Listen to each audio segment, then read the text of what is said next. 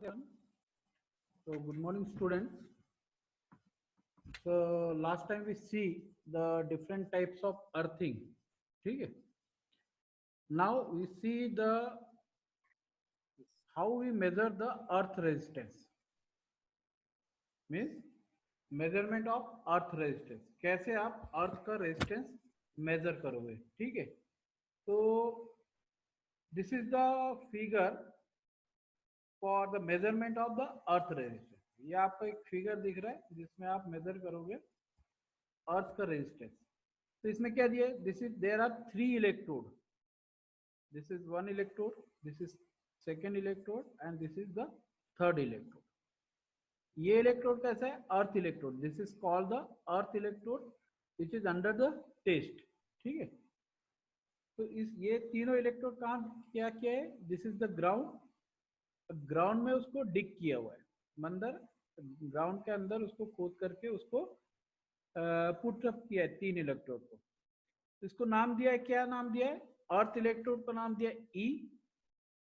एक first electrode को नाम दिया, सेकेंड इलेक्ट्रोड को पी एंड थर्ड इलेक्ट्रोड को नाम दिया सी. ठीक. अभी आपने ई इलेक्ट्रोड और सी इलेक्ट्रोड ये दोनों के बीच में क्या लगा है? दिस इज वन सोर्स जहां से आपको सप्लाई मिलेगी. ठीक है. सोर्स के कारण क्या हो रहा है? यहाँ से करंट फ्लो होना चालू हो रहा है और ये करंट को आप क्या कर रहे हैं? मेजर कर रहे हैं. यहाँ पे करंट को क्या कर रहे हैं? यहाँ पे मेजर कर रहे हैं. तो इसका नाम क्या दिया? I measure. ठीक है.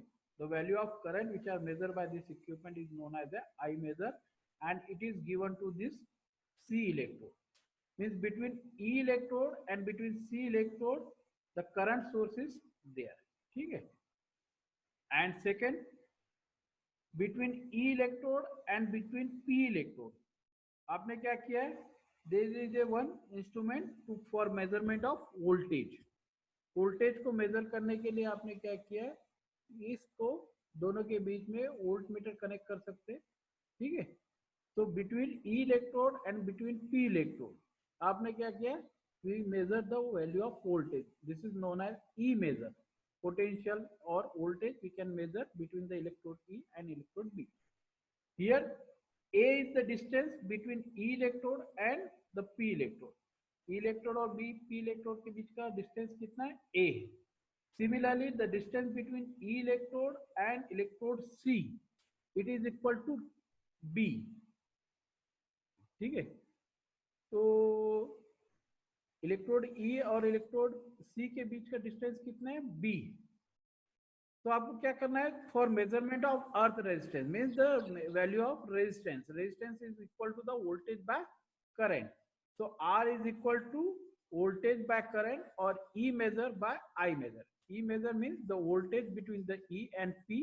आई measure the current between the E and C. ठीक है. So this is the arrangement made by putting the electrode in the ground for measurement of the earth resistance. Earth का resistance measure करने के लिए this type of arrangement we are putting. Okay. So next so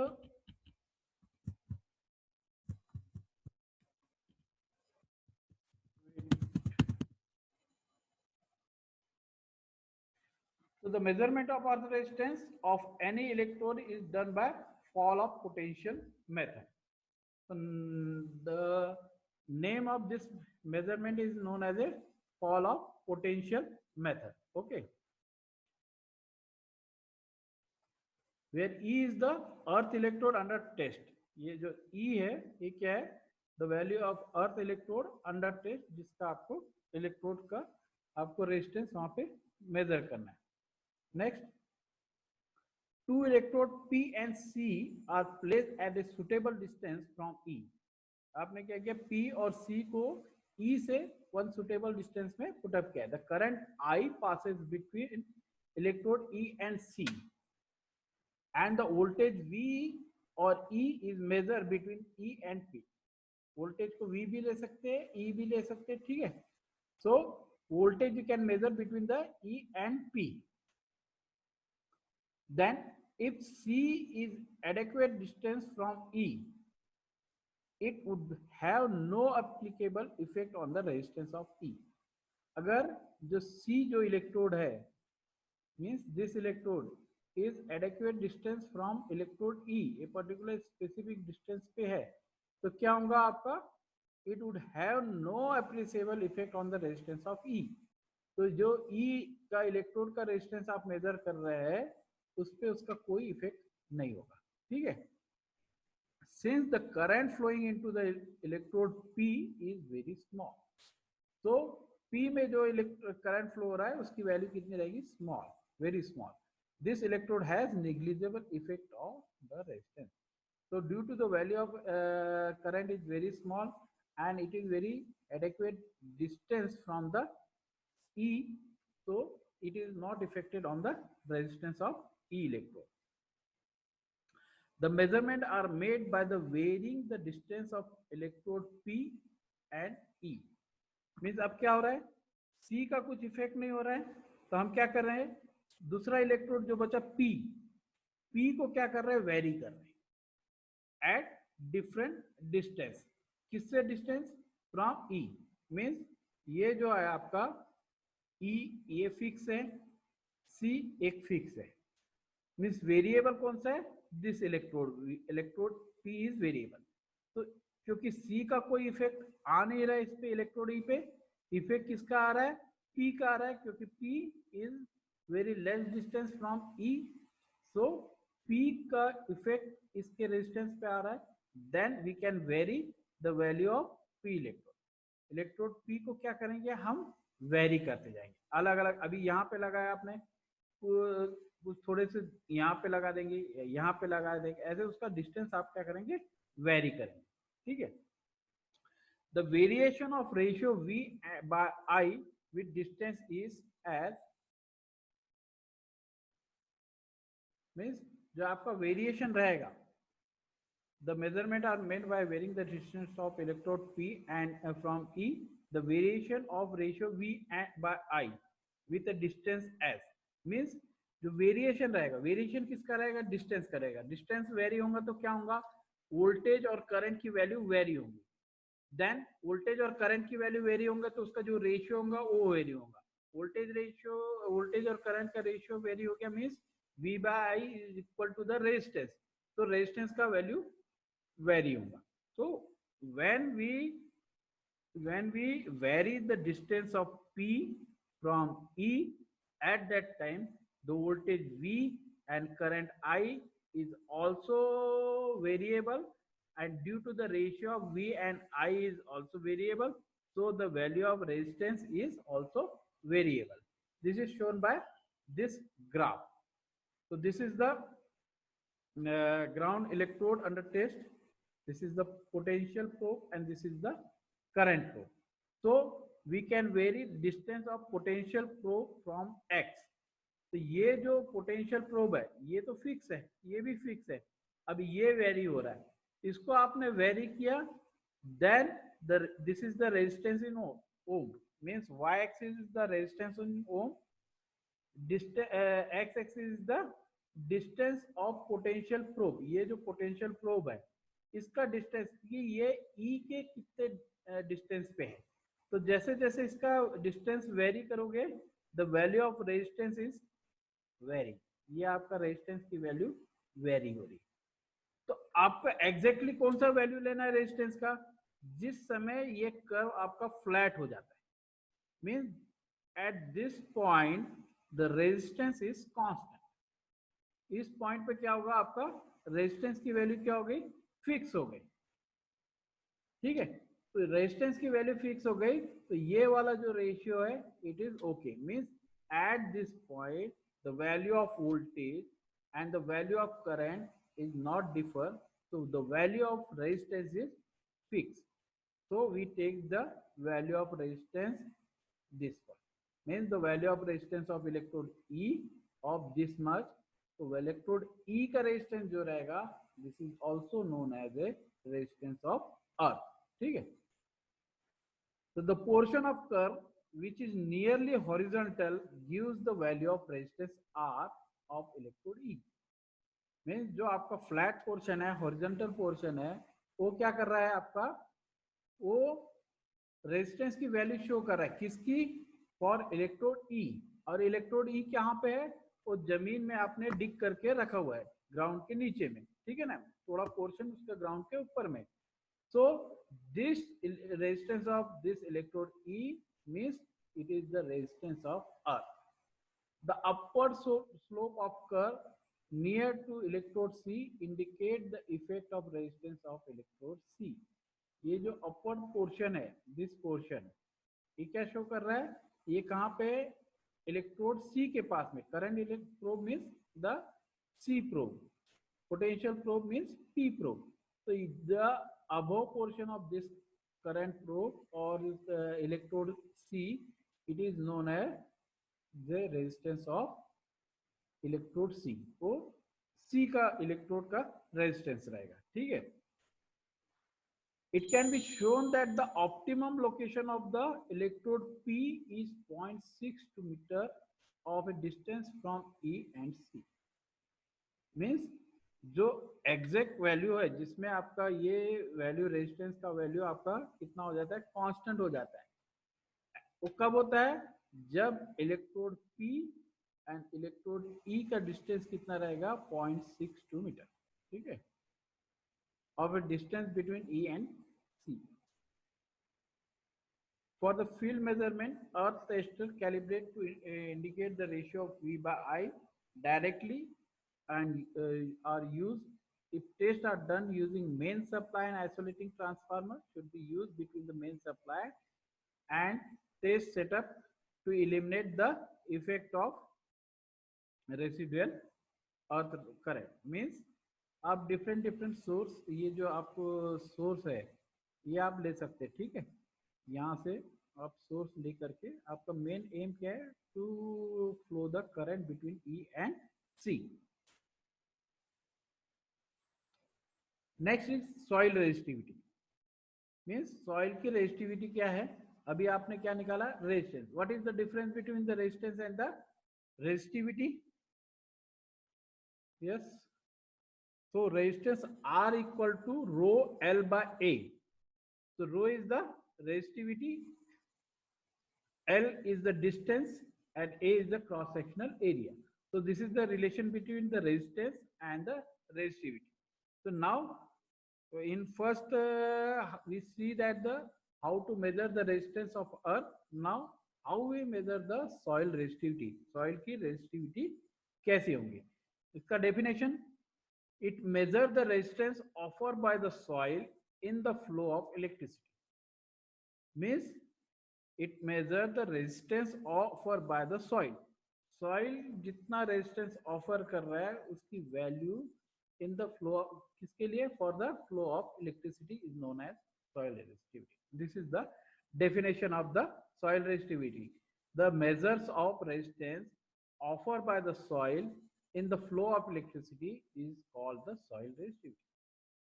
The soil resistivity, the resistivity of the soil depend upon the various factors like soil composition. Means soil आपका कैसा है, means black soil है, red soil है, या composition of black and red है, या आपका वो soil में क्या बोलते हैं, stones ज़्यादा है, सॉइल में मॉइस्चर ज्यादा है, सॉइल का टेम्परेचर क्या है, this factor affect the resistivity of the soil.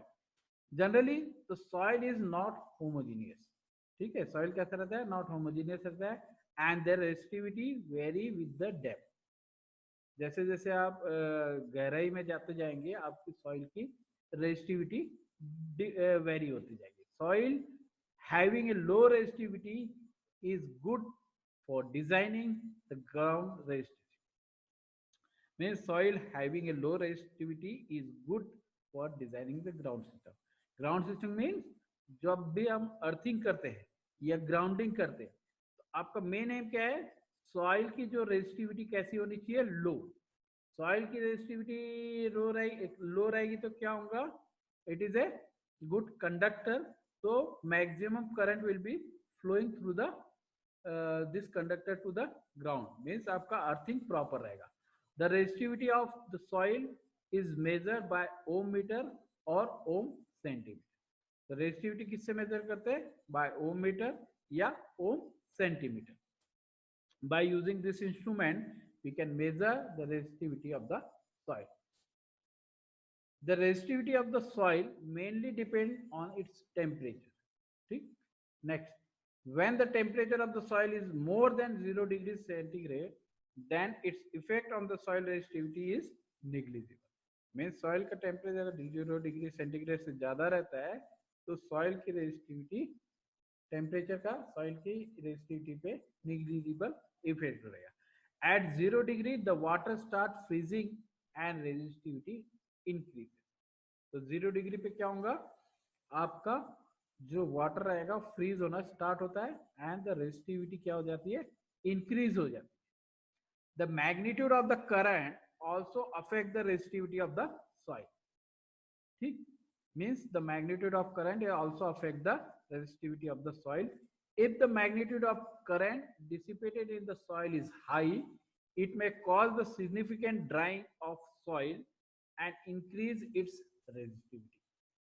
ठीक है, means the magnitude of current dissipated in the soil is high, it may cause significant drying of soil. जैसे करंट की वैल्यू अगर ज्यादा है तो क्या होगा, जो आपका मॉइस्चर है सॉइल में का वो ड्राई होना स्टार्ट हो जाएगा. ठीक है, तो जैसे मॉइस्चर ड्राई होना स्टार्ट होगा सॉइल की रेजिस्टिविटी क्या हो जाएगी, इंक्रीज होना चालू हो जाएगी. The resistivity of the soil varies with the depth. जैसे जैसे आप ग्राउंड के डेप्थ में जाते जाएंगे सॉइल की रेजिस्टिविटी वेरी होते जाएगी. The lower layer of the soil have greater moisture content and lower resistivity. ठीक है, मीन्स जो लोअर लेयर रहेगी सॉइल की उसमें मॉइस्चर कंटेंट ज्यादा रहेगा और उसकी रेजिस्टिविटी लो रहेगी. If the lower layer content hard and Rocky layer, अगर ग्राउंड के अंदर में जो लेयर है कैसी है, हार्ड है और रॉकी है, देन देयर रेजिस्टिविटी में इंक्रीज विद द डेप्थ. अगर किसी जैसे ग्राउंड को खोदे आपने और वहां पे पत्थर लगा, पत्थर ही पत्थर पत्थर पत्थर लग रहा है, that in that condition this is the rocky layer. तो उस कंडीशन में रेजिस्टिविटी में इंक्रीज विद द डेप्थ. तो जैसे जैसे डेप्थ में जाते जाएंगे रेजिस्टिविटी आपकी इंक्रीज होते जाएगी. ठीक है, next, how we measure the resistivity of soil. So there is a method, the measurement of the soil resistivity. तो resistivity of the soil is usually measured by the 4 spikes और 4 electrode method. ठीक है, so this is the name of the method. The name is 4 spikes. Spikes means electrode और 4 electrode method. Means इसमें कितने electrode use हो रहे हैं, 4. But in the case of measurement of earth resistance there is only 3 method. Now 3 electrode. But for measurement of the soil resistance there is a 4 electrode. So कैसे इसको arrange किया है, this is the arrangement of the electrode. ये एक electrode है, this is the second electrode, this is the third electrode, this is the fourth electrode. नाम कैसे दिया है, C1 C2 P1 P2. ठीक है, C1 C2 के बीच में क्या हो रहा है, करंट फ्लो हो रहा है. P1 P2 के बीच में क्या हो रहा है, वोल्टेज मेजर कर रहे हैं. ठीक है, और सबके बीच का डिस्टेंस कितना है, सेम है, S डिस्टेंस. ठीक है, द डेप्थ कितनी है, B है, मीन्स इक्वल डेप्थ पे 4 इलेक्ट्रोड को आपने ग्राउंड किया है. This is the ground. Ground के अंदर में 4 इलेक्ट्रोड लिया आपने एट इक्वल साइज, उसको इक्वल डेप्थ में आपने ग्राउंड किया है एंड इक्वल डिस्टेंस में पुट अप किया है. तो C1 और C2 के बीच में आपने क्या किया है, करंट फ्लो किया है. ठीक है, और P1 और P2 के बीच में आपने वोल्टेज मेजर किया है. This is the arrangement of the electrode for the measurement of the soil resistivity. In this method 4 spikes or electrode arranged in the straight line are driven into the soil at equal distance. ठीक है, जो आपके electrode है equal distance पे drive करके ground में dig किए हुए. A known current is pass between the electrode C1 and C2. Means the value of current it is already known.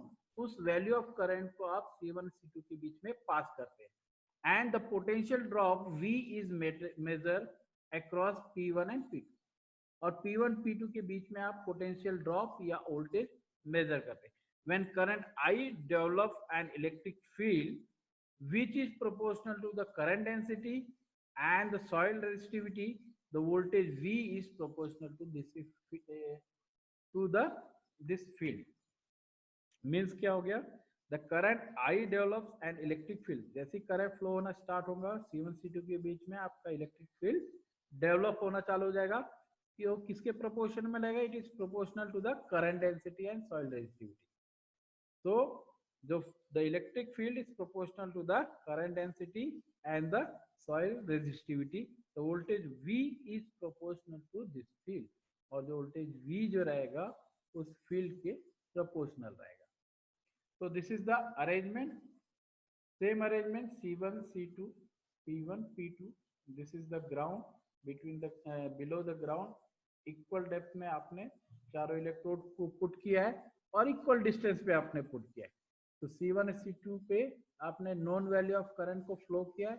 It can be measure by the ammeter and between P1 and P2 में आपने volt meter लगाया और दोनों के बीच का voltage measure किया है. ठीक है. The soil resistivity is proportional to the ratio of the voltage and current is given by.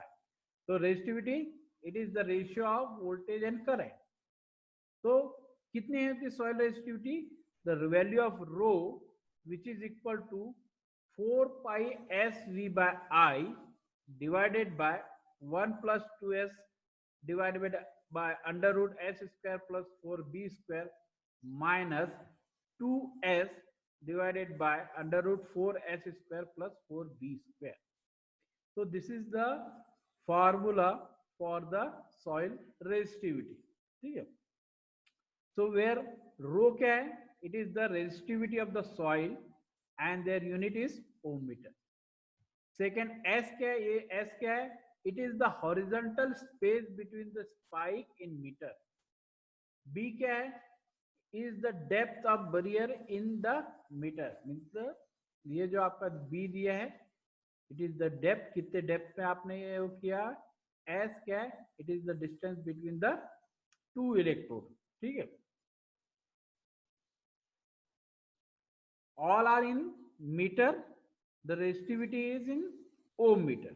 And this is the formula rho equal to 4 pi s V by I divided by 1 plus 2s divided by under root of s square plus 4b square minus 2s divided by 4s square plus 4b square. Okay. So if the value of B is less than s, then equation 1 simplified to equal to rho equal to 2 pi s V by I. Means जो आपका ये B की value बहुत कम है और S की value बहुत ज्यादा है, means when B is very less than S, then rho is equal to 2 pi S into V by I. If the ratio of B by S is less than 0.1, हम दोनों का ratio आपका कितना है? 0.1 है. Then equation 2 gives the sufficient accuracy. Means उस समय जो रिजल्ट आपका जो रहेगा वो is okay. So always put the value of B by S, the ratio of